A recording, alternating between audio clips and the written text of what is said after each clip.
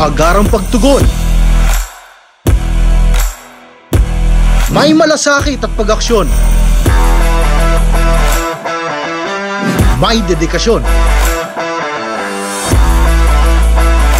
Serbisyo ni Mayor Vicente B. Amante at ng CIO.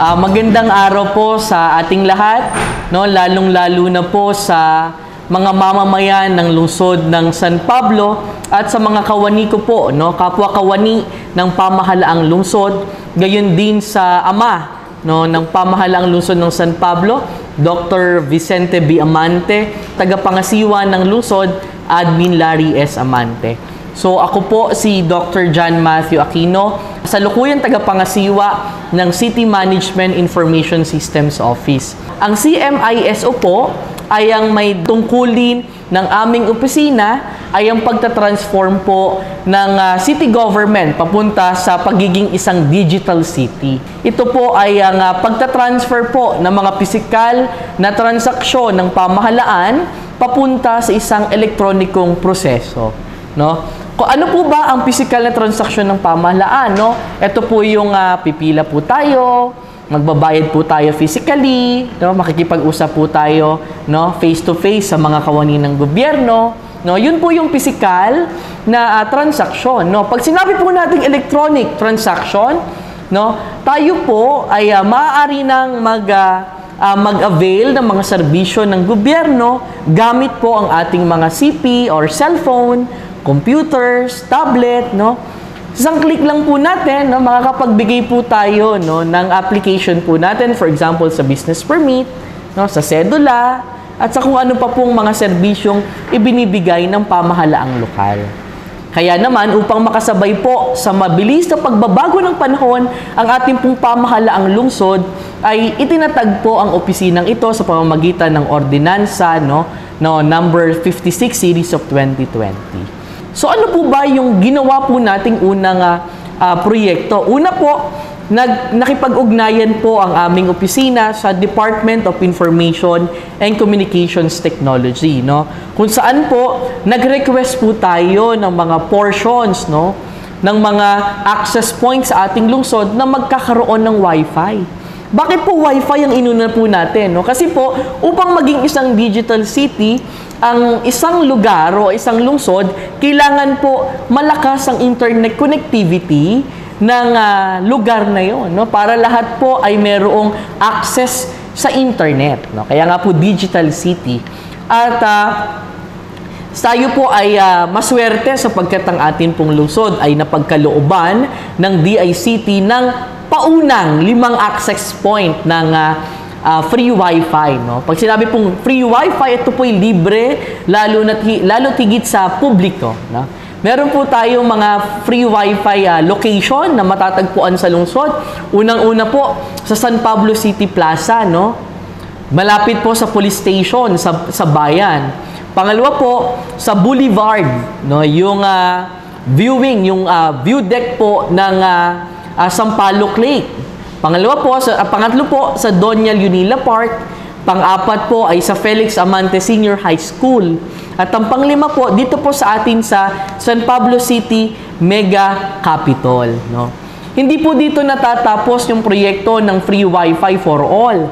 Nangako po ang Department of Information and Communications Technology na pagsapit po ng Enero sa susunod na taon sa 2025 ay magkakaroon pa po tayo ng mas marami pang access point, no, ng free internet.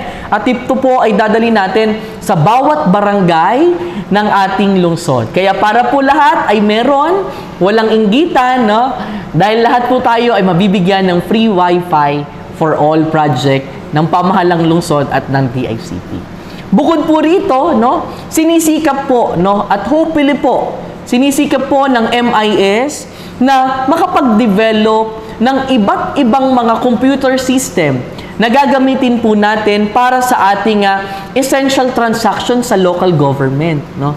Kaya po, maglulungsad po tayo sa 2025 ng tinatawag po nating Digital San Pablo 2025. Ay merong layunin, no, na i-transfer po ang 50% ng mga essential government transaction, no, and process into digital process, no.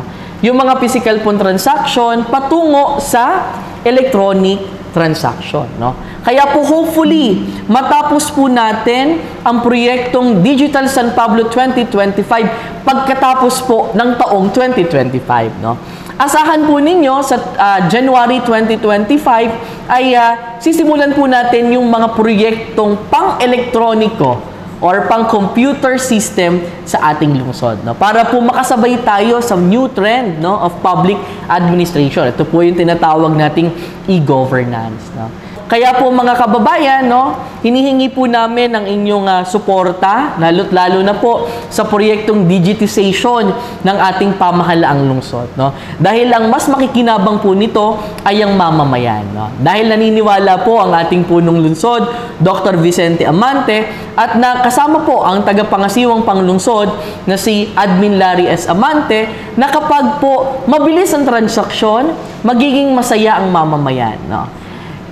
Kapag mabilis po ang transaction sa gobyerno, mas marami po tayong napagsisilbihan.